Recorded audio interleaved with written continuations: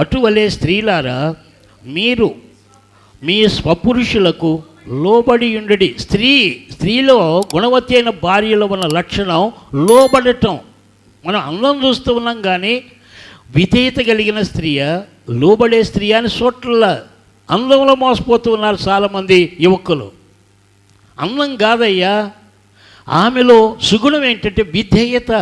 లోబడటం అనేది ఒక గొప్ప విధేయత. అది చూడాలి, అది చూడరు. కట్నం ఎంత వస్తుంది, లేకపోతే అమ్మాయి ఎంత బాగుంది, లేకపోతే ఉద్యోగం చేసి ఎంత తెస్తుంది, ఏం చూస్తూ ఉన్నారు. అది కాదు. దేవుడు చెప్పే మాట చూడండి, మీరు మీ స్వపురుషులకు లోబడి ఉండాలి, విధేయత కలిగి ఉండాలి. తర్వాత అందువలన వారిలో ఎవరైనాను వాక్యమునకు అవిధేయులైతే వారు భయముతో కూడిన మీ ప్రవర్తనను చూసి వాక్యము లేకుండగానే తమ భార్యల నడవడి వలన రాబడవచ్చును. ఆమె లోబడే స్త్రీ అయితే, విధేయత కలిగిన స్త్రీ అయితే, ఆమె నడతను బట్టి నీ బ్రతుకు కూడా బాగిపడిపోద్ది.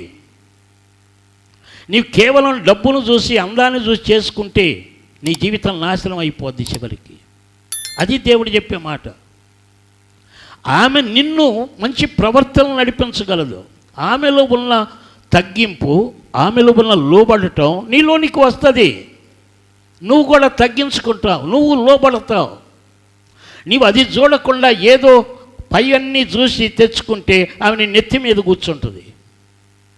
ఇక్కడే సమాధానం లేకుండా పోద్ది, సమస్యలు తెచ్చుకుంటారు, భయంకరమైన స్థితిలో పడిపోతారు.